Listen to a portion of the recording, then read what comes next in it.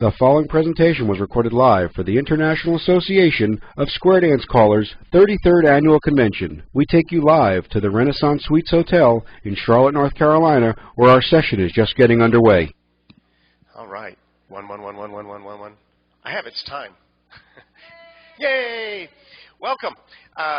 Folks, we're in here right now. Everything is going to be recorded, and so if you do have the urge to want to say something, which I hope you do, because we want to have as much interaction as we can, please use the microphone. We'll pass this around so that you can state your name and then tell us your question or your comment. And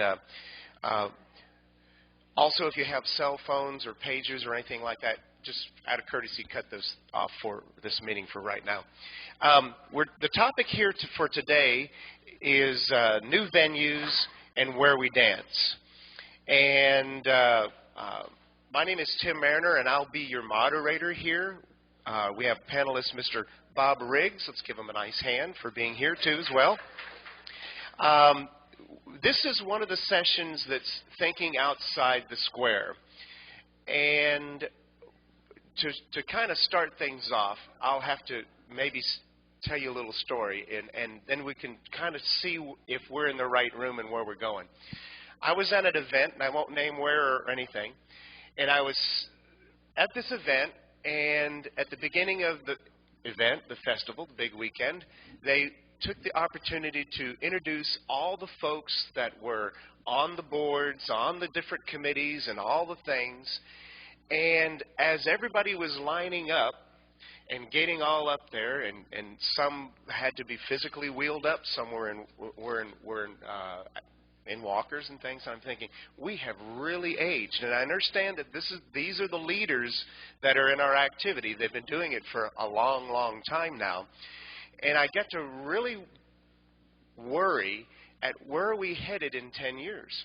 Where are these folks and where are these leaders going to be at in 10, even 20 years? Because I hope to be in the activity 10 or 20 more years. And so thinking of that, I was wondering there has to be a way that we can market our activity also to what we have current, but also in some new ways, some new areas. There's got to be veins, like if we were mining for gold or mining or somehow, we would have to find another vein to be able to pull and draw off of so that in the future we can have this activity of square dancing and still thrive and have a business. Now, for me, it's a little more than a hobby. So I do have a career at stake. So I guess I am seeing things, and I'm more concerned than if I was just doing it as a hobby and I was doing it once a week or once a month or that sort of thing. So with that aspect, when we were discussing that we needed to have this discussion here at the convention, it was where can we go to find the new veins? Where are the new dancers in our future? And how can we find them? What can we do? And so there was a lot of discussion on where to go with this. One of the things that we were trying to say is that there's a possibility that we can use schools, that we can go in and take the history side of things and maybe try to get back into the schoolroom, be it elementary or be it a college setting of sorts. And then there's some other places. There's retreat centers, places, maybe churches, and groups that are looking for educational things for youth or for just their own parishioners or public. And maybe that's a place or a source that we can tap into to get a new vein of people involved. There's also, and there's a lot of things, and we were discussing earlier, that there's a lot of directions we can take this next hour and a half and head towards. And so, and I know Bob has some questions that he wants to ask you in regards to what is it that you want to get out of today. we have written here in our syllabus here, it says retreat centers or recreation centers, church, maybe specialty construction buildings. There's a lot of things are concerned about the cost of facilities. How can we get around those hurdles? Do we go to corporate centers and maybe they sponsor a group, and maybe then we can get a facility for free because it's being sponsored by Kodak or Eastman or some JBL company, and they have a human resource department, and they want to have recreation for their employees. Is there a scenario where they may sponsor this event and I don't have to pay for halls, or maybe they'll put me on their payroll and they'll pay for me to come in and do some work? So this is all a new idea or new venues. Now, they're out there, but the problem is there's a lot of folks that are already busy, and maybe they're already calling 2-3 nights a week, and they're not interested in finding these new venues. But as newer callers are coming in, or as the decline and the decrease of the numbers in our club activity, there all of a sudden piques this interest. Where am I going to find my next job? Am I going to need to go to the retirement communities, maybe the smaller retirement communities that are developing? Do I go there and possibly find a way of creating a new thing, starting from scratch again? And then there's also the aspect of maybe it's not the activity of modern Western square dancing that we know it right now. Maybe it's something less than what we're doing. Might be a course or a group that might be 30 calls, or maybe it's a once-a-month thing. Maybe I go and find a live band group and say, we're going to meet once a month and have street dances and call them hoedowns again and have folks come out and dance. These are the types of ideas that we want to get across. We talked about maybe it's not even square dancing. Maybe it's more aerobic dancing. Maybe it's like what they're doing in Denmark, and they have this hop dancing at 138 beats a minute or 142 beats a minute, and they wear spandex, and it's an aerobic thing, and they're exercising. And these groups are happening. Maybe it's the 4-H centers. Maybe it's a boys' club or a girls' club, or maybe we sell the health side of it. Maybe there's a group out there where they're saying, look, the Surgeon Generals and all that, everybody's talking about the obesity of our youth. Maybe we get involved with that and say, hey, we have a product that will meet that need. And so we go to those places and say, hey, we can help your school program by having some sort of a recreational program that we can offer. And it will give the exercise and provide all the elements that you were asking for to be able to reduce calories. And so the ideas are almost unlimited.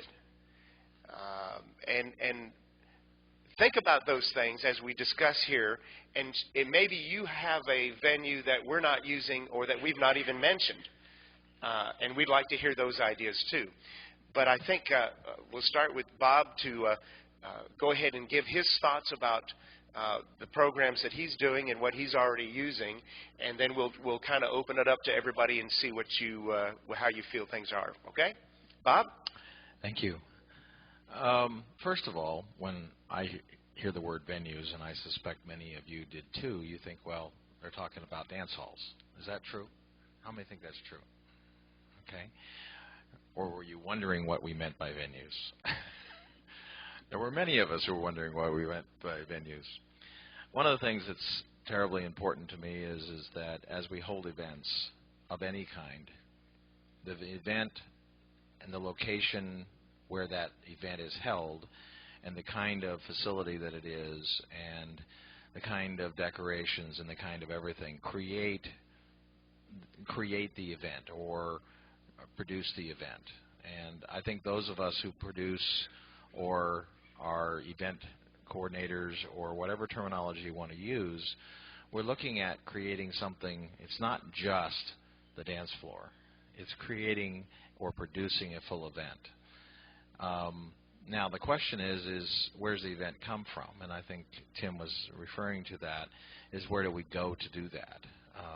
I am an employee of Heather Gardens in Colorado because I call twice a month in their community center, and I'm on their payroll to do a dance twice a month. So here's an example of one where the organization is holding a dance, and I'm the employee, and it's a W-2 kind of a relationship, which is the only one of those I have, but it's quite different. Tim was talking about different places we go to do that. Many of you know that I'm heavily involved in the dance party world, and in the dance party world I get called up to do dances. And you say, well, where do you do these dances? Well, on the handout there are 21 different kinds of locations. The handouts are up here. You can get them later. You don't need them now. There are 21 different kinds of locations that I called in 2005. And they're different kinds of facilities. Now, they go from being a church that'll hold 50 squares to a meadow at 10,000 feet in the middle of nowhere. Those are the extremes. Everything in between, from firehouses to community centers to church basements, you name it, I've called there. I've even done some calling in some places just for the fun of it that you wouldn't want to dance. But the point being is the location has to fit the event. And the location has to be where people will come. And so I have a question. Who came here to find out a place where the next place they would go call in their own community? What kind of place? How many people came to do that? I had a feeling. Okay. There are places. I just got finished. I'm an unusual guy because I'm actually a square dance caller who runs events and has to find halls. The vast majority of square dance callers are hired hands. We're hired to be entertainers. And most of the time, I'm hired to be an entertainer. But I went out and said, okay, I'm going to start a new group in Denver. I need a hall. I called all the Granges. They were busy on the night I wanted to do it. And Granges in Colorado are some of the best halls in town, and they're the most reasonable. I called a bunch of the dance studios. And I called a bunch of the churches. I called a couple of senior centers. I called recreation centers. The answer that I got was there was usually a price issue relating to, or a scheduling issue relating to whether I could use it or not.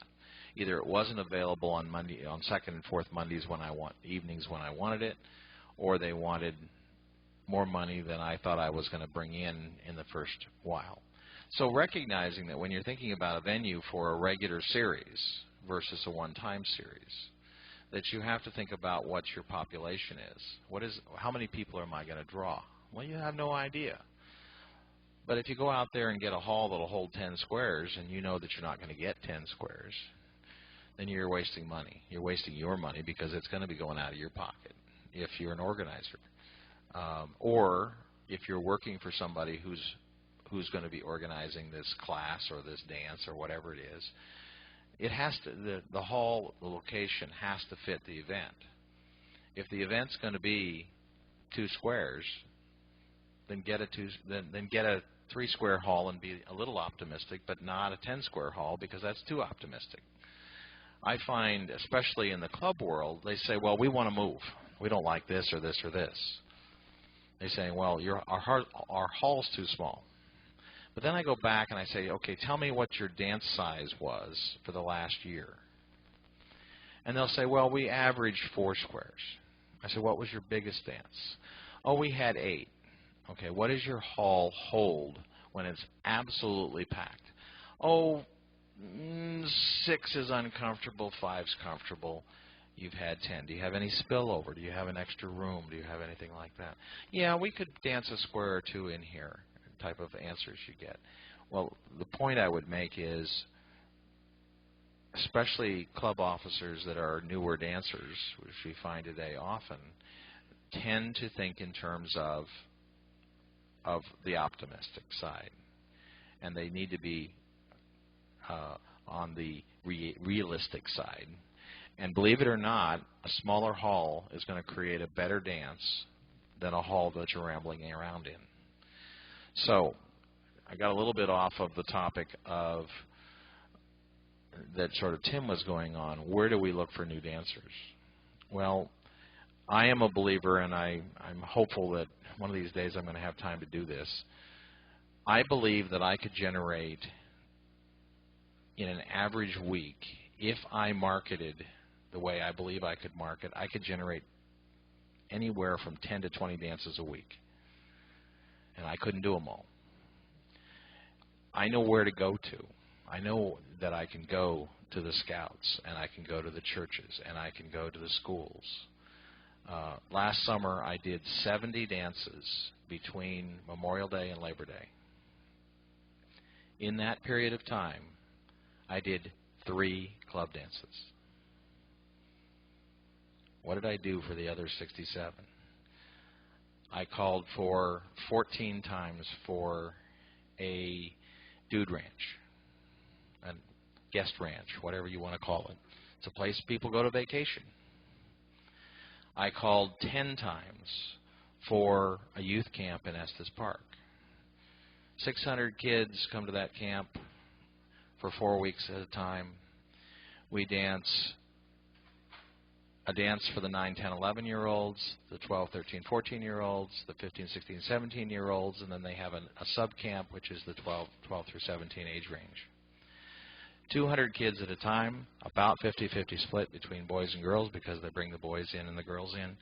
And we dance 90 minutes, nonstop, straight, as high energy as you can get. They're dancing, square dancing, contra dancing, line dancing, circle mixers. The boys are dancing with girls. They're having a great time. I always have at least one kid walk up and says, I was really dreading this, but I had a good time. Those are people who will join our activity down the road somewhere, and that's the point. I just finished this last week. I finished a session doing a class for the 3rd and 4th graders at a charter school in the North Denver area. I did a line dance session and a session on etiquette to help the 5th, 6th, 7th, and 8th graders get ready for a dance they were having Friday night. So they wanted to learn how the boys should ask the girls to dance, and this was all set up beforehand. So the schools. I've been back. I have 3 more dances scheduled with that school in the next 6 months to do different things for that school. So schools, where are these people coming from? Now, these are not putting people in square dance clubs. One of the most telling remarks of the last year that I wanted to bring up is I had a lady from a square dance club that my father-in-law started in 1967. This lady walked up. She hadn't been with the club all those years. But she said, Bob, how do we get young people to dance with us, or to dance? And I said, I don't want you to take this wrong, but don't make them dance with you. And I've said that a couple of times to some people here at this convention. Kids don't want to dance with their grandparents all the time. We are at a stage in the square dance world where the club are going to get to a point where they're going to disappear because they're not going to be able to replace themselves in those clubs with 20-year-olds or 30-year-olds. Your best bet to keep a club going is replacing yourself with the empty nesters, because they will dance with the older folks until the older folks disappear. We cannot expect, and I think this is a really important point, the club world has to realize they cannot get 20-year-olds to replace them in the club. It won't happen. Now, it might happen now and then, but as a general rule, a 20-year-old wants to dance with 20-year-olds. I was gone last night. I have a club or a group. I don't even know what to call it yet. Last night was its fifth meeting, fifth session. There were 14 dancers there at this session. I wasn't there. One of the girls is calling, learning how to call, and a friend of hers that calls came in to help out because I wasn't there. Rumor had it about midnight last night when I talked to my wife is that they had a great time. I'm trying to move them forward as a young adult group, and I'm trying to put in their hands the control, and in their hands the organization of that group, and ultimately in their hands the calling and the leadership. I'm pushing that very firmly to them that they're going to be responsible for this group and its longevity, and they're taking it. They want this. So when it comes to the young side of this topic, is they're dancing. What I found was a dance studio which has not optimal sound. I'm working on that. For them to dance in at a rate where if they pay what they can afford, in this case I'm charging them $4 a night, then we pay the rent. I'm not trying to make money off of this. I'm trying to get youth involved in dancing. But I found a venue where they could do that. If I get to 2 or 3 squares, I'm going to change venues and get better sound. The hall will hold probably 6 squares. It's big enough to hold 6 squares, but the sound's bad. So here's a case where you've got sound and location. The location I didn't put near my house where I wanted it. I have to drive 25 miles to get there. But it's in the center of the region where the people who I knew I could recruit right off live. It's where they are. So where they are, what it is. There's another hall up the street. There's 2 halls up the street within half a mile which have shown interest. And maybe I can get their prices down, and one of them I know has better sound and it's a bigger hall. So if I can increase the size of the group, we were talking, Christy Jacobs and I were talking yesterday about how do we recruit young people, and we're in the process of diving more into that. But I don't want to get off topic here. The venue that you dance in is terribly important. The characteristic of what you do. I'm focused on a youth population that I'm trying to provide opportunities for. The party dance world that if I ever decided to market it, because I get 50 of these a year word of mouth. If I ever decided to market this in an aggressive marketing pattern where I was sending letters and making phone contacts and getting to the right people in the right organizations, I believe I could do 15 or 20 a week. And I think that we could get literally thousands of dancers. And I've come really close to going, okay, I'll quit my job and do that. Just can't quite get my arms around that risk factor. But you understand what I'm saying. So there is a handout up here. It talks about how you define your events. It talks about the potential places on who you might call if you're looking for a hall, and questions you should ask when you're thinking about a venue or you're calling somebody on the venue about a venue, talking about the options that you have to think about when you're trying to come up with a location or use a location or whether you're diving into something. So this is a little different slant on the world than what Tim's talking about, but in a way it is complementary because I am going after that church group from St. Louis who danced out in the middle of a meadow and had an absolutely gorgeous evening in spite of the fact that I had an underpowered PA because they had an underpowered generator for me. And by the end of it, we were dancing in the dark. And But seeing 160 kids enjoying themselves on a warm June night at 9,000 feet in the Rockies is an amazing thing. Absolutely. Now, another thing, but what I'm hearing Bob say as well is that this is something outside the norm club concept that we have today. And I think that when we're talking about this new vein or a new venue or where we're going to find newer dancers, we have to start thinking outside of that realm. If we are, and most of us are, and I don't want to say enslaved is not the right word, but we are already so tied in to the club concept of how groups work that we're too busy. Because we start off with a beginner's class, and then we go right into hopefully you have a mainstream club, and the next thing you know, you're doing plus workshops, and now you might have two clubs, a mainstream club and a plus club, and you're working 2-3 nights a week. I don't have time now, and this could go right on up through challenge and advanced and challenge. But now I don't have time when somebody makes a phone call and says, what are you doing the third Saturday of August? Whoops. And a lot of these things, because I do some of them as well, they call you, and it might be, what are you doing? Are you available next week? Are you available in 2-3 weeks from now? And it's hard for them to grasp that you need to know a year from now or a month or at least 6 months from now to be able to put it on my calendar. So I'm interested to see how you adjust or juggle that aspect of it with all the dances. Well, I do the ranch is always Thursday nights and has been for years. So whether they book me or not, my Thursdays from Memorial Day to Labor Day are basically booked. If they tell me that they're not going to use me next year, well then I'll allow to book those.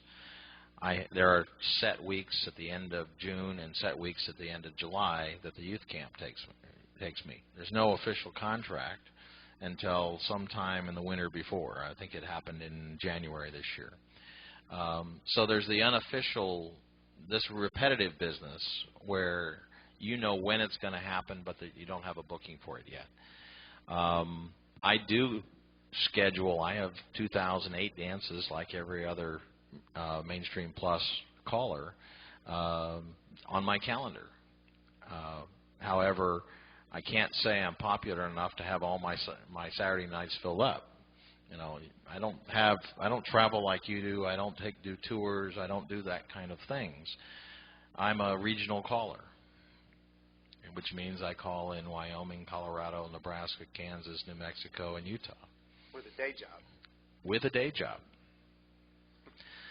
So it makes life interesting when you say, well, I'm going to be leaving at 3 this afternoon because I've got to go to Estes Park. I happen to have a job where that's just fine with them. All I got to do is figure out how to put in my 40 wherever it happens to be.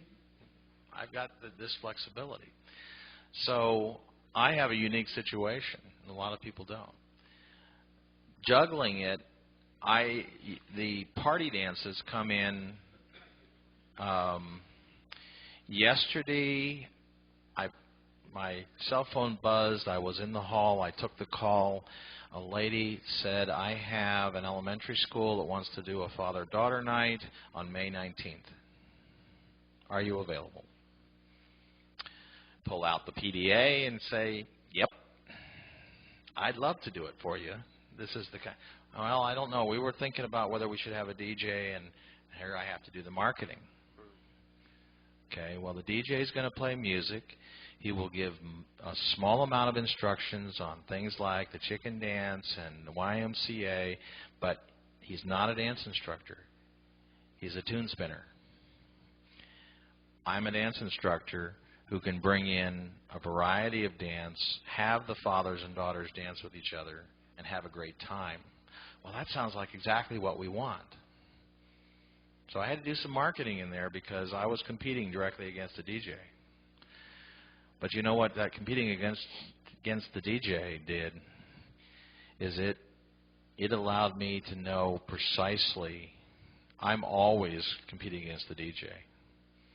I always can charge a fee that is competitive with the DJ. I am always under the DJ's price, which is way over the club price.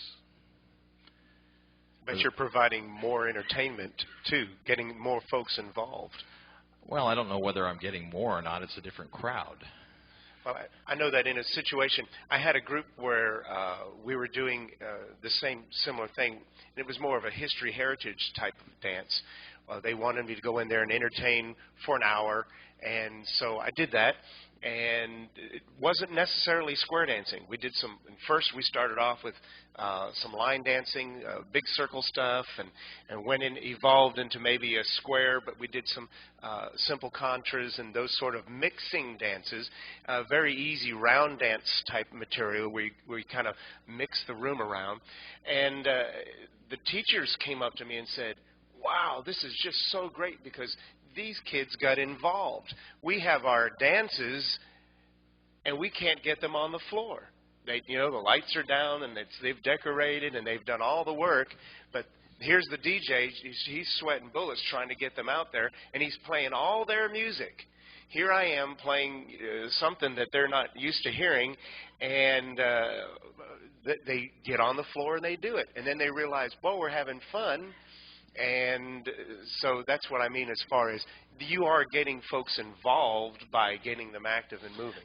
I have a DJ which will no longer work with square dance callers because every time I went and worked with this guy, and we had a great relationship, and we were, but every time it was my turn, I would get on the microphone, and the floor would fill up. And the kids were under control. They were doing the dance that they were being asked to do. And we'd dance, and then my segment would end, and we'd go back to the DJ. And the kids were getting in trouble. They were running around. They were bumping into each other. They were doing all the things. And the organizers of this thing went, "We don't like that. We like that." Well, the DJ realized that he was no longer in control, and he was the primary act. I was the secondary, and he didn't like that at all, and so he has ceased to work with square dance callers because they make him look bad. Yep. Another avenue is possibly going into the health side of it, and as we alluded to earlier, and maybe stressing the aerobic side of our dance, making it more of an exercise. We have a lot of these facilities, exercise gyms and dance facilities, where they hire jazzercists to come in there, and it would be interesting because if you were to put together a resume and just went to that place and say, "Hey, I can offer an aerobic style dance that will meet your needs, and how about giving me a shot?" And you do all the marketing necessary for you to get your foot in the door. And in some areas, I know that it is working, that they do have an aerobic type dance. And it's almost like bounce dancing, and the tempo is increased. It's at 138 or 140 beats a minute, and there's a lot of action going on. But you have to have material for I don't want to say sexless. What's the right word? Gender neutral. Thank you. Thank you, very good. So a gender-neutral thing so that you can be able to provide stars and circles and up to the middles and backs and things that will bring the heart rate up when the tempo is increased at a certain rate. And you'll be surprised at the reaction. That's one possibility. I see Chris in the audience, and Chris has done some of this, or have you? I don't know what your program really came down to. Yeah, please, Chris. Chris Pinkham, Hillsborough, New Hampshire. I like the idea of using a commercial exercise facility, but I have to be very honest here.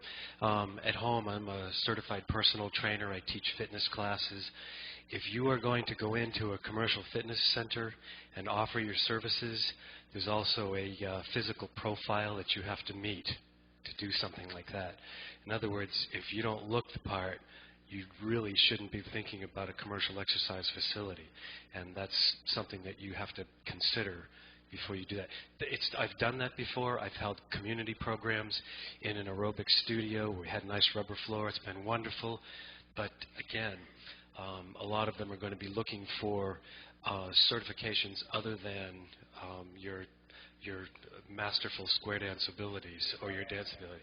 Yeah, that doesn't matter to them. What matters to them is that you fit a profile. So that is going to be limited to a very select number of people that have both abilities on both sides of the fence. And I'm not trying to be negative about that. I'm just filling you in on how that goes. If you have that, and you were running a program within your own facility. So here you are, you have the certifications, you have a facility. Were you able to draw a population, and have you been able to retain it in any way? Well, the other thing about commercial exercise facilities is they tend to come and go. And this one stayed for a year, and then it evaporated, which is what happens if a commercial exercise facility doesn't market their product properly. But I hold certifications in several different exercise categories, and that's what they're going to be looking for. Most of them will not give you a second look if you come in and approach them from that standpoint. That's a great idea, but again, there's going to be a certain profile that you need to fit before they'll consider it. Thank you. Yep, that's a good point. In every situation, you'll find some roadblocks. The question is do you want to do it? And if you want to do it, and if you have the venue or the location and you can put all the pieces of the puzzle together, we tend to get to the point where we go, well, we can't do that. Well, every one of us in our lives will find places where we can take our knowledge, our skills, our certifications, if so to speak, or whatever, and go, okay, well, can that assist us in achieving this goal that we have? Mm-hmm. What was the movie with the two older gents that were going on the cruise ship? They were dance instructors, or they were actually acting as dance instructors. It was Walter Matthau and Jack Lemmon, but I can't remember the name. Sorry? Grumpy Old Men? Was it Grumpy Old Men? Okay. Well, at any rate, there was a movie, and I remember. But one time I was sitting at the house and doing some work and things. A phone rang. I pick it up, and they said, "We're so and so from such and such a Norwegian cruise line, and we'd like to have you come out and provide entertainment with our particular dance group here." I said, "Love it, great." I was booked. I couldn't do it. I couldn't. So I'm like, "Please call me back," and they never did. And I saw that door close. But I know that there's a market there. If you want to go out and do a cruise business and teach people on these ships while through the Caribbean or wherever you want to go, that's a market. All you have to do is put a resume together and send it in to these people because they're looking for ways to entertain guests. We have vacation resorts Bob mentioned about that they're looking for places to have a sense or a place for recreation. And what a great place then, maybe a cruise ship. They're there, or the different recreation resorts across the country. You got to knock on these doors before they start opening. I get a call. St. Louis. Yeah, St. Louis? Okay. We'd like you to come and have a square dance. We want to hold a square dance while we're in Colorado. Where are you going to be? Oh, we're going to be in Estes Park. Where in Estes Park? The YMCA camp up there. Okay. Okay. What are you going to do? Well, we've got a cabin, and we're going to have several families, mostly youth, but it's a ministry. A young adult ministry that is going to be meeting there for the week, and we'd like to hold a dance in the evening. Okay. Where would you hold the dance? Well, there's a big deck outside the cabin that we have, and we'd like to hold the dance there. How big is it? It's about 50 feet long and about 35 or 40 feet wide. Okay, fine. this is real. This happened. I went up there. They were having dinner inside. They came out and did a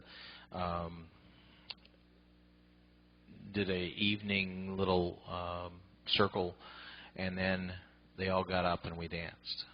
And he danced on this deck until it was too dark to see. And I realized I hadn't taken pictures of the deck before the dance, so I tried to take some after the dance, and they just didn't come out. But here we are dancing under the stars on a deck with, the slatted boards in it. Some people would say it was a lousy dance floor. They had an absolutely delightful time doing circles, squares, line dances, other kinds of mixing. When they had enough kids, we did the chicken dance, and we did a few other youth dances. But they had a delightful time. Those people went home with a image in mind of square dancing that was very, very positive. Same camp, different hall, a very, very strict Catholic group. I was doing circle mixers, contras, and squares with them. I started doing line dances. One of the priests came up and said, we'll have none of that. Do what you're good at.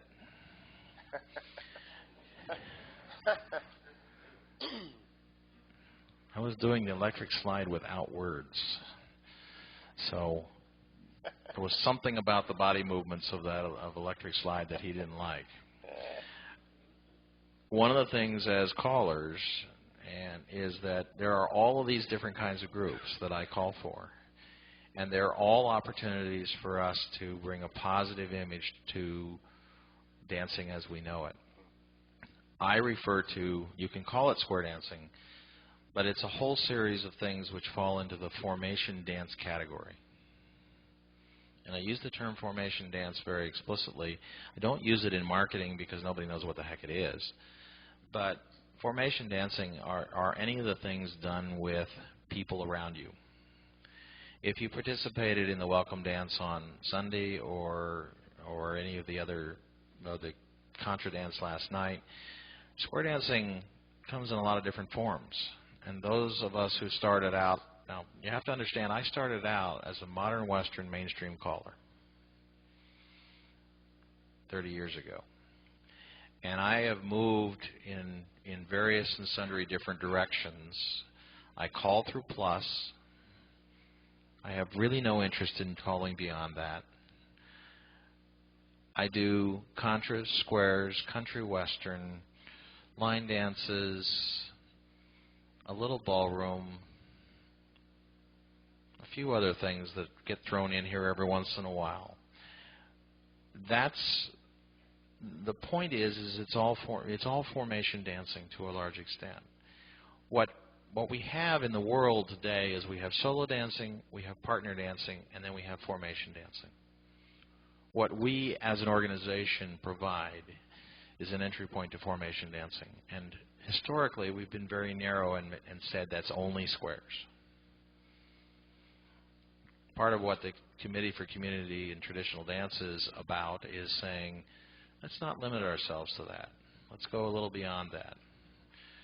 There's the pillar of complexity in squares, and there's the diversity of going to other formations. And I think some of the things that committee is all about is trying to say we can entertain through new calls or we can entertain through formations.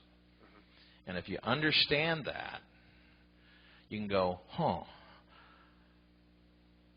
I can do a phantom circulate, or I could do ladies' chains from Sicilian circles. Well, they both are entertaining. They both feel good. They may have a slightly different audience, but they both provide entertainment. So what are you after? Well, we are professional coordinators, facilitators of a participatory formation-based activity. That's a strange set of words, Yeah, it's a big one. but it's exactly what we do as callers. So what are we looking for? Well, whether that's that church group, or whether it's the family group, or whether it's a room full of Catholic nuns in habit. I told that story on Saturday, so I won't tell it again. We're still doing our job. And what is the target group? Well, all of those and many, many more. And what we're doing is we're trying to also plant the seeds. Is my goal entertainment at the time, or do I want to take them and get them involved in club dancing? My goal is just, the way I see it, is just for that one evening, that one event, whatever it might be. If later on they should decide to come up to me and say, hey, I want to take lessons, or I'm really interested in doing more of this, then I can direct them to the club aspect of it, who's doing it. And maybe I'm doing it, or maybe somebody else is doing it down the road. But we can plant the seeds. It's a positive image. And the more ambassadors that we have that are out there planting that good image, I think later down the line that we're going to have more folks that are going to be appreciative of what we do. And whether we go into churches or 4-H groups or the homeschool programs to try to plant those seeds and do these types of formation dances, it's up to you. But you have to choose to figure out which venue you want to go to and which one you want to pursue. Right now, I also know the homeschool market is just waiting for people to call them so they can get out there and socialize and to get involved and exercise and have some family sociability involvement. Homeschoolers, in some states there's a requirement to have exercise, in some states it's not. But you call those folks, get the contact numbers, and the idea is pursue it if that's what you want to do, and get involved. There's also, I mentioned the 4-H groups. Is one way. There used to be more competitive dancing years ago, and I know that in certain parts of the country they still do that. They have competition dancing for youth involvement. Now, and I keep saying youth. I don't mean it's always youth, because I was sitting in the dentist chair, reclined one day, and just getting drilled back in there, and he said, "So, what do you do for a living?" "Oh, that's really interesting. Oh, thank you very much." And he says, "Where do you do that at?" "Oh, great." And he said, "I'd like to do that." "Oh, come on. Okay, good. Where can I? Here's a business card." I give them a business card, and next thing, a week or two later, I get a phone call, and a dental group, and whose parents happened to be an attorney as well, had a big attorney group, and we had a huge party dance. And it was just one-time thing, but I sold it, and we got it, and for 15 years I did it. Annually, once a year. These people came back to it every year, and by 15 years, I didn't have to really worry about circles and stars. They already knew those, because once a year, they understood it, what circles and stars were, and passes and separates and things. After 15 years, once a year, these folks were up through Grand Square, and I only know one couple out of all that group that decided they wanted to do more dancing. They were very satisfied and happy and content with the social aspect of it, and dancing once a year, just doing that. And they said, "This is the best party we ever have." It was around the holiday time. And I said, "Well, why is that?" He says, "Because we don't have to be pretentious. We can show up. We don't have to have a drink in our hand and talk shop. We just show up. We're all equal. We get into the squares." They were wearing bandanas. They had hay all around. And it was a great party event. And the thing is, you have to take and put your business card wherever you put a dollar bill, and hand that business card to somebody so that they know that these are the people that they can contact you for party dances, for any type of dances. And we have to be dance instructors, not just square dance instructors. We have to be dance instructors and be willing to change our attitude towards where we're going to lend, if it's going to be a 4-H program, if it's going to be a boy or girls club, if it's going to be the Girls or Boy Scouts, father-daughter picnics, or I had Naval's Wives Clubs called me and said, look, come on in, we're going to have a party. So these are types of things that we are planting seeds. Whether they grow into become club dancers, it doesn't matter to me. I want them to enjoy what I can offer and want them to come back, and I prefer to have them call me back. Yeah. One of the things that I think is really important to get in your head is that there are, first of all, dancing moves in and out of people's lives. Like every other recreational activity, dancing, it becomes part of it and goes away, may come back, go away. We have dancers who are once-a-year dancers, once-a-quarter dancers, once-a-month dancers, twice-a-month dancers, twice-a-week dancers, 10 times a week dancers. All of those categories, they're good. And if you're going to you think you're going to take a once-a-year dancer and make them into a twice-a-month dancer overnight in a 10-week program, forget it. It ain't happening. You have to do a life change to take a once-a-year dancer and make them into a club square dancer. One of the things that people don't understand about classes, they say, well, I want to teach mainstream in 4 weekends.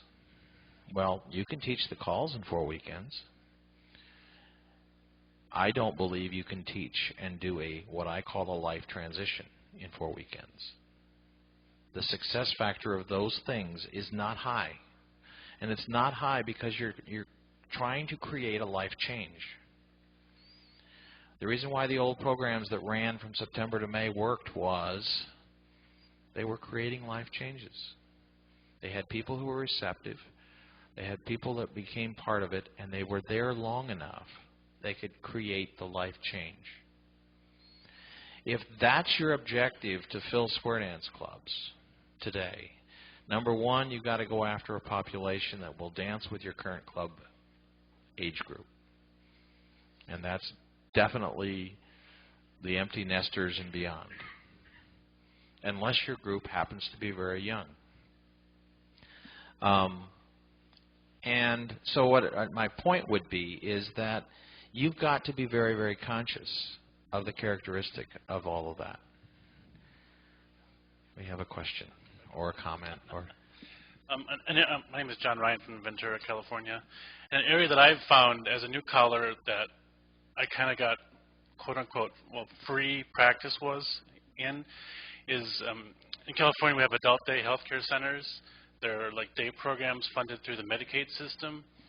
And they're required to have so many recreational activities during the daytime. Well, that was, and I'm a social worker who works with adults with disabilities, so I kind of knew where those places were. And there's like 7 within like a half-hour's drive from my house. So I asked one time. They said, "Sure, come on out." Well, I did a couple just for free, just to get my feet wet. But now they're paying me, and I could literally go there 5 days a week and do that. And you're just doing the real simple up to the 10 calls or something. And sometimes the 4 beat calls, you have to wait like 8 or 10 beats. But they're having a blast doing all kinds of stuff, and they're calling me all the time for them. And it's just an untapped market that they're required to have physical recreation stuff, and we're the prime people to teach them.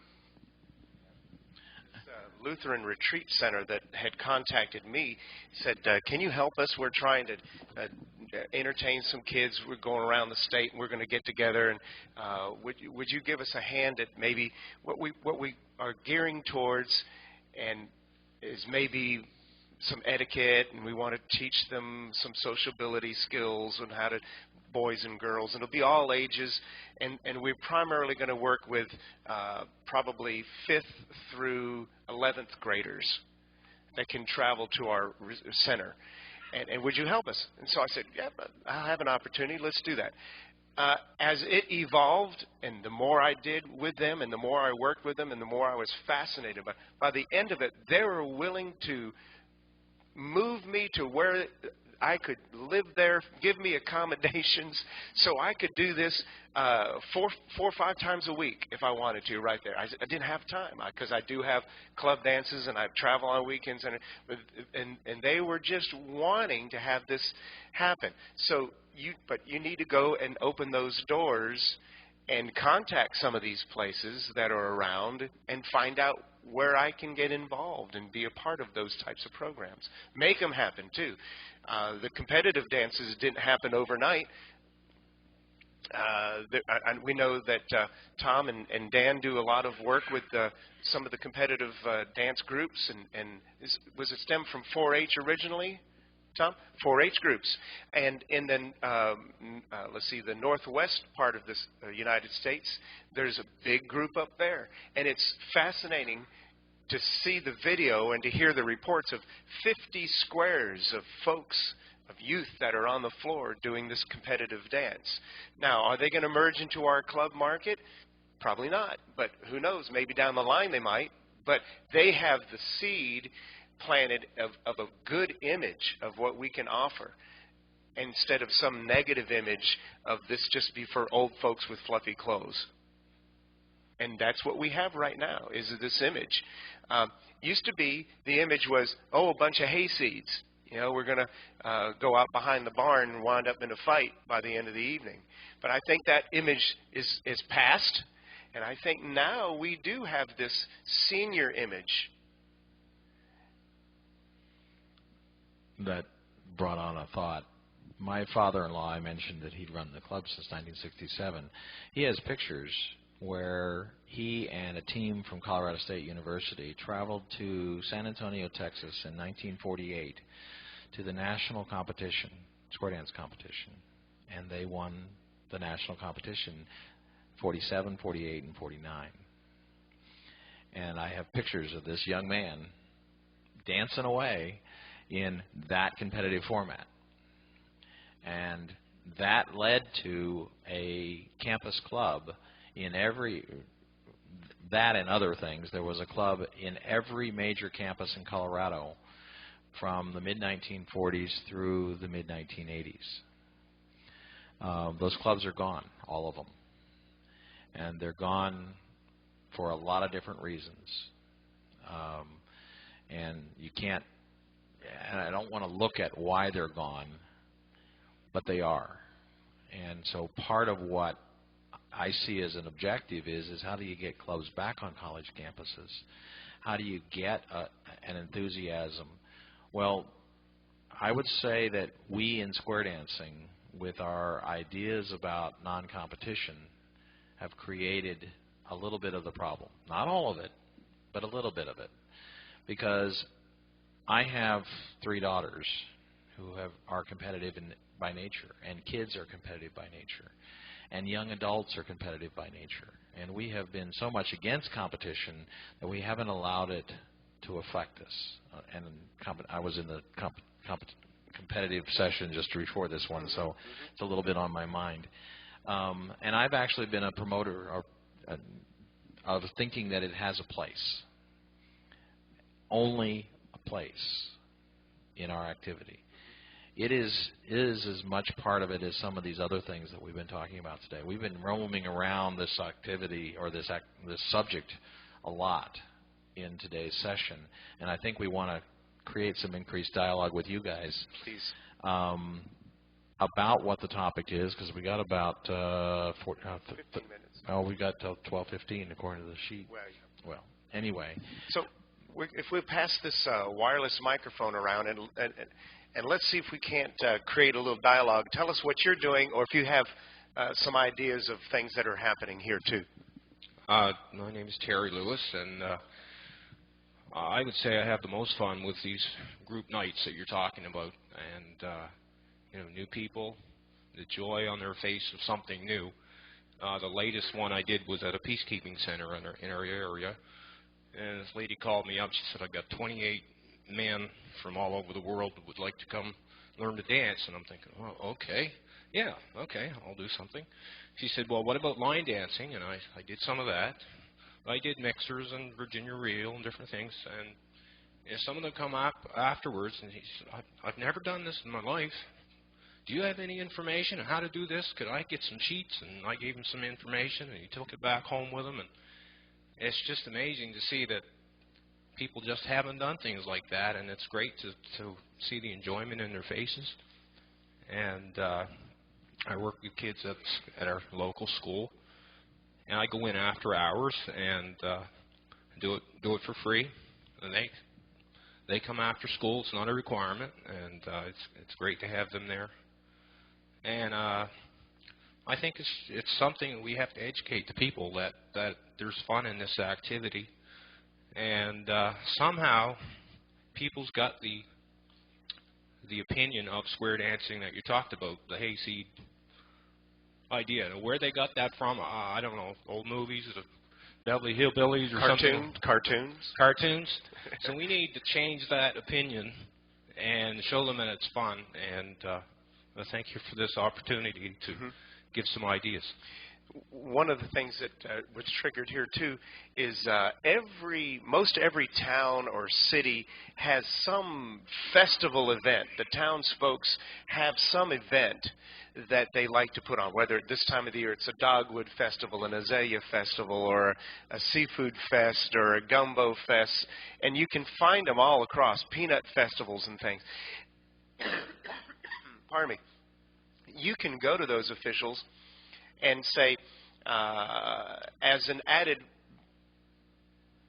attraction, how about if we put on some block parties or do some sort of a party event that would be in conjunction with this, and here's what I can offer you. But again, you have to approach them. They're not going to call you because they don't know about you. They're just not. But another place is sometimes cities and towns and places have summer party events where they're looking for things to do through the summer. And you could go up to them and say, what about a summer block party every Friday night?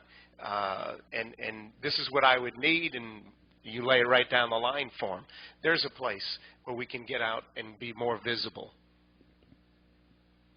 Anytime when there's one of those events, we participate in the Douglas County, Colorado parade in their parade, and we participate in several aspects of that weekend when we can. This last summer we were involved in the Buena Vista Gold Rush days and did a performance and got some dancing out in front of people.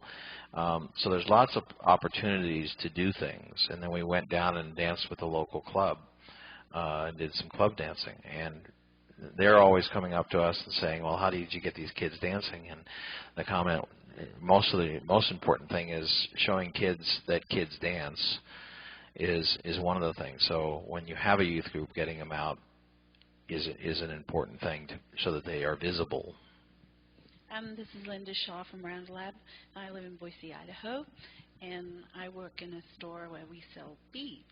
And companies, big companies like HP, Micron, those kind of people, they bring their groups of workers for team building. And square dancing would be a great way to do team building. That's an opportunity that I think we haven't tapped.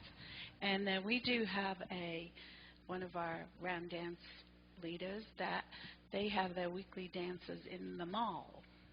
So they accomplish two things. They have a free place to dance, and they advertise every week. I think that's great. What I comment there. I know two of my daughters are in what's called recreation, and they're part of adventure programs. And adventure programs and that kind of recreation are usually part of team building activities for any kind of group, whether they're corporate groups or not. I have been trying to find the time to create an initiative in the adventure world. An event or an exercise is called an initiative that is square dance based.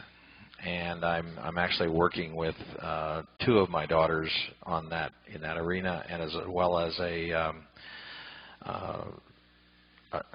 the wife of the president of the Lloyd Shaw Foundation is also a recreation leader that's certified in all this kinds of stuff. And so I've been trying to come up with some way of packaging this kind of thing.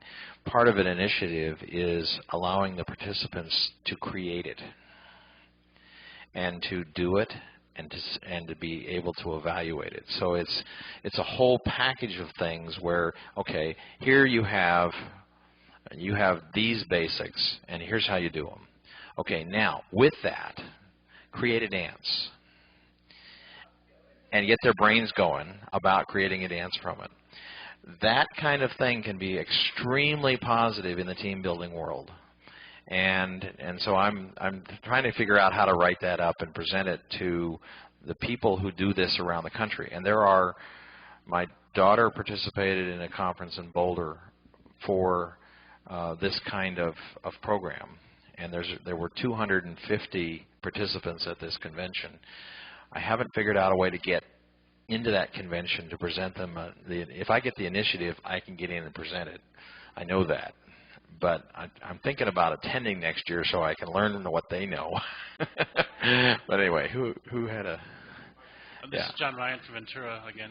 I know this isn't the recruitment workshop. That was, I don't know if it's earlier or later or whatever.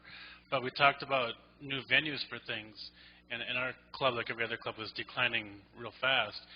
And since I was president, and I'm still am president. It ain't going to close on my shop. So I said to our dancers last year, I go, if there's a festival, anything from March through September, we're going to be there.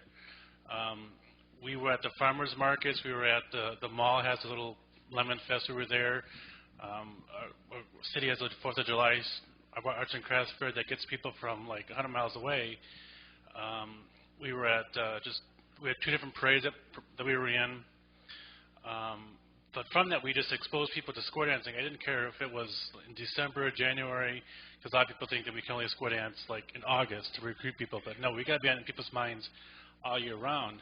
But the net effect was, in September, we had 23 people, new people, come to our first night of lessons. And now there's we're graduating with 17 people. But it was because we were at the different places that we don't normally go, like the farmers markets and the street fairs and the malls thing, that's attracted the people. Yeah, and also at the demos, we also make sure people danced with us. We weren't just the show, the entertainment, the stage people. We wanted to make sure it was a participatory thing. So and again, this year we're just writing down, brainstorming where can we go, what new events are happening. We keep listing things. And I think one of the points there would be that there's promotion, and then there's going to target audiences that actually where they're doing the promotion, because they already have the group.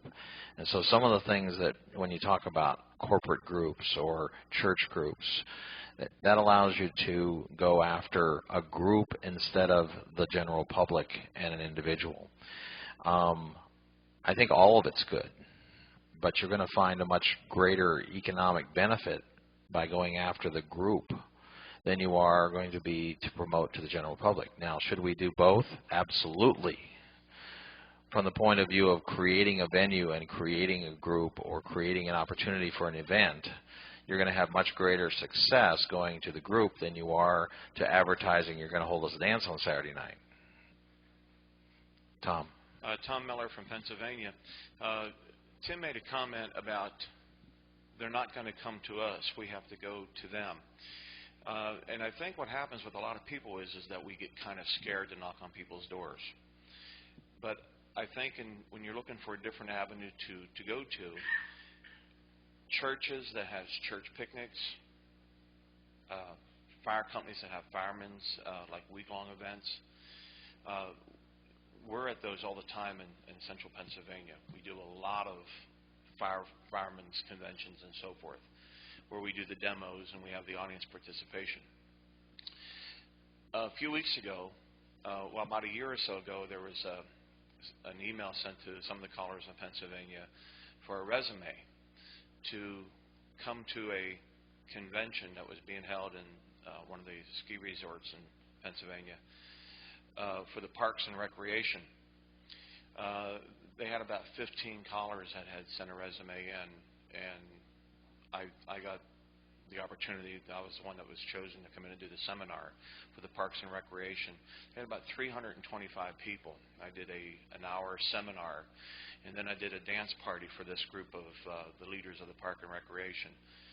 And it was quite interesting because they put a theme behind it. Of course, the image that they had for square dancing was what Tim has talked about.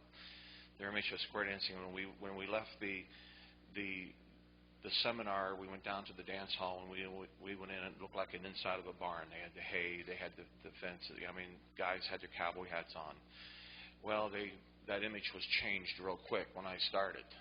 They were looking for the Cotton Eye Joes. Because that's the image that they had. Within about 45 seconds, that image went out the door, and the guys weren't coming back onto the dance floor with their hats on. Now they're out there doing the 50s theme of Disco Inferno and things like that. But my point is that the seed was planted.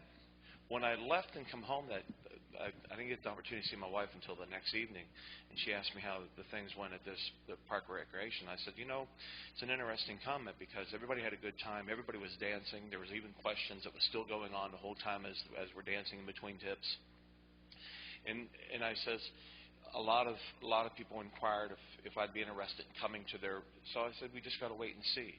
Within 4 days, I had 15 bookings throughout Pennsylvania to come to their particular park and their recreation, to come in and do a day program for a camp or whatever it might be. So it's a completely different venue. So if you're up to it, get a hold of your parks and recreation. Go to your churches. Go to your fire companies. Hit anybody. Fairs are a great place. Go to your county fairs. We go to the county fair every year. We get a booth, and we're there all week long, showing a video. We demo right in our booth. So it's a very visible thing that we're out in the public eye, and I think that's important. Thank you, Tom. I think one of the things, those of you who are looking for how do I find a new hall for my club, they're out there. They're out there. There's a list on my handout that'll tell you places to go call. If you're looking for, that's if you're looking for a place for your club. And I'll tell you, it'll run, the cost is going to run you $30 to $300, depending on. One of the things that I do encourage is that people, when they're renting halls, that they look at renting halls with either a head fee or a percentage fee of the door with a minimum. If you can convince the hall to do that and convince them that there's a benefit to them, because nobody gets hurt in that situation, everybody can win, you can protect your club from the small dance to the big dance if you can work on a percentage with a minimum. If you get a flat fee of $100 a night and you have a terrible dance and you're marginal all the time at the $100, you're going to be in trouble. So being aware of those kinds of situations when you think about a hall, moving from that club world, and I keep coming back to that because I know some of you came here with the idea, I want to find a new hall, or I want to know from this presentation finding a new hall, and what we've been talking about is all of these other things that have nothing to do with club dancing. And so I come back to that sort of because we need to go back to the other end of the spectrum. You know, based on what I've said, how actively I am involved in the non-club world. And the non-club world is where future people come from. Now, will they ever dance in the club world? I, like Tim, don't care. Many of them I see next year at the same event. Did I accomplish what I wanted to accomplish? Absolutely. On the night I saw them, they had a great time, and when they come back next year, they tell me how much fun they had last year, and when they leave that night, they tell me how much fun they had that night. I accomplished my goal. I entertained. I help them entertain themselves. So all of these places, and we have to go beyond mainstream plus advanced challenge worlds. We have to look for those people who want to dance infrequently.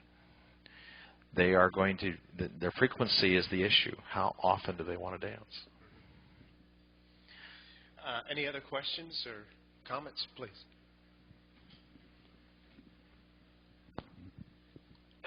I'm Ray Ainsworth. I'm from Louisiana. I'm a caller partner. We've had three types of experiences that have been quite interesting for us.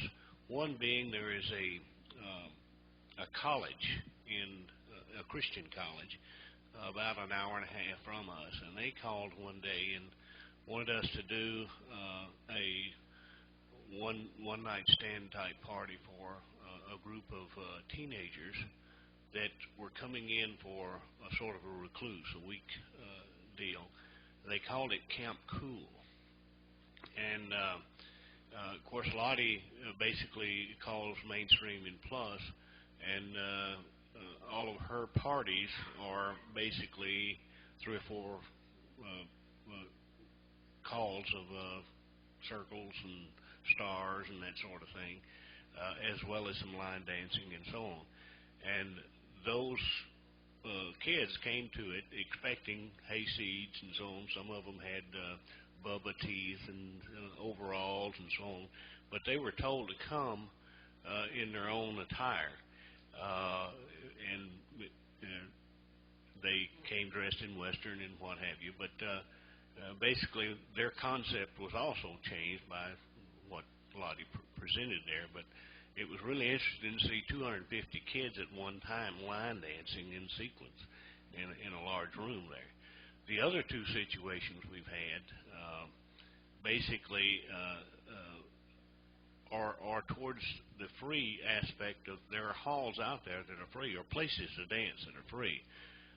There is a large, very large state park near us, and they have open pavilions that are available to the public free of charge. And we carried one square down there, and the RVers that were there began to accumulate, and we had 4 or 5 squares of participation doing simple calls. The other was the festival aspect. We have a very small town that has a population of about 80 people in it. Every year around the holidays they have some sort of street event, and we took a square of dancers down there and invited participation from the people watching and so on, and we had 4 or 5 squares of people who had never square danced before dancing on the street. They just roped off a spot on the street and did that. Now that's terrific. These venues, you don't know where they're going to pop up. If you're somewhere where there's a theme park nearby, sometimes they're looking for entertainment, or sometimes they're looking for somebody to provide entertainment. And whether you bring dancers to be entertainers, or whether you are the entertainer to provide entertainment to their guests, it can work either way. Another thing struck me too, there's some places that if you call or contact real estate folks, they know where there are empty facilities that they need to rent. And maybe there's a situation there where you can, you might have to move whenever they need to sell that in a particular place, but you can go from their empty spot to spot. I know there was one place that I heard about. It was a strip mall, and whenever a place became vacant, the group danced in that vacant room that particular time. So that, I mean, that's a situation where maybe that could help. Be sure you have proper insurance and all the things that in coverage before you just jump into something like that. But there's a possibility when we return back to the hall issue again.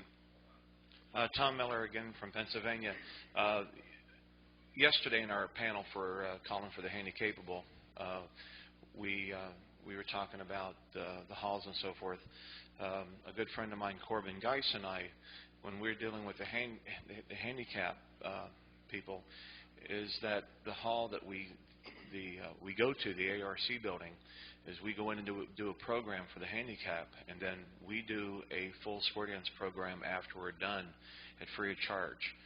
So that's an avenue there that we're paying no hall rent whatsoever, but we're giving back something to that building, as far as not just square dancing, but a line dancing program as well as a square dance program after we're done at free of charge.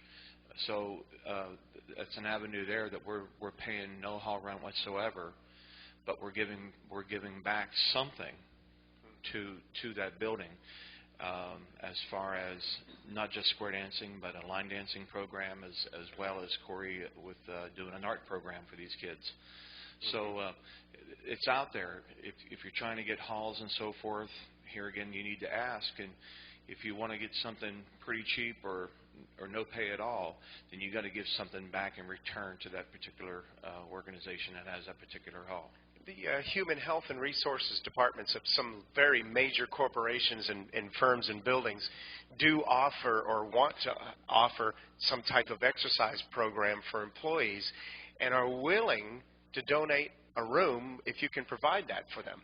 And one case in point was Eastman, and there's a facility in Eastman, Tennessee, and they have a multi-million-dollar room with wood floor and all the latest audio equipment and video for their presentation and a big stage. It's a beautiful place, and they have a square dance club that dances there. Free. But it's through their corporation, and it's still open to the general public. But here they're in the best of facilities. It's free because they wanted to be able to provide that for the public. Any other questions, comments in regards? We've got to wrap things up. We appreciate you being here, folks. Here we go. Along that line, there is a club in Greenville, Texas, that basically is a corporation situation where they needed recreation for their employees, and they not only provide the hall free, they give about $750 a month contribution to the club to hold events and so on. So they have no cost, plus they're getting paid for it. That's just fabulous.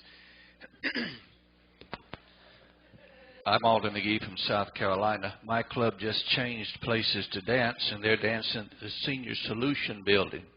This is a government-funded organization, as we know. And the question is pretty much, you know, we deal with seniors. Well, let's see, how old is our group? Well, you can look at me. I'm the caller, and I'm one of the younger ones. And we qualified. When they saw our group, they're great, come on in. We went in, we danced, it's free. Yeah, if you don't ask, you don't get. There it is. This is another situation. The only thing about our free dancing, every time we go in the door, we must sign the book so they can register how many people have been there. So we invite everybody, all our guests, we take them by the guest book and make sure they sign in.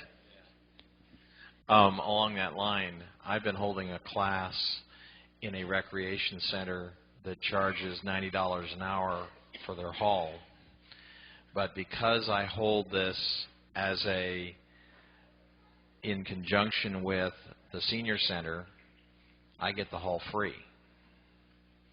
So I have my class, and I'm unique in the Denver area. Most classes in Denver are run by clubs or run by the area council. I run a class, so my business, Square Dance, etc., the Castle Rock Senior Center, and the Sunflower Squares Square Dance Club co-sponsor this class. I handle all the money, I handle all the advertising, I handle everything. I'm unusual in our area. But the point I would make is I have the relationship with the Senior Center. Yes, it generates me some extra ladies that don't have partners, but I get a hall free, and the ladies that come in, and I have yet to get a gent. I keep looking for it.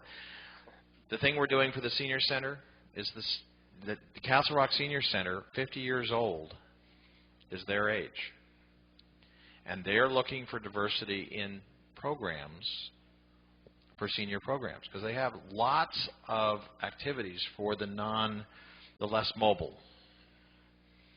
and for the older seniors, but they don't have many activities for their younger seniors. And 50 to 55 is now is often part of that senior world. Active seniors.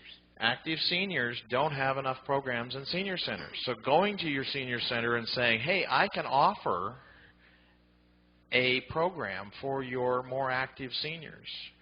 And, you know, if you could provide a facility that would help this out, then you can bring people in from the general public who, some of which don't qualify as seniors, because I've got some of those. Here I've got a group, and I'm able to use a quality. They just moved us onto a fantastic floor. This thing, you go like this, the floor moves. It's an active wood floor. It's one of the most fantastic floors I've seen in that town for ages.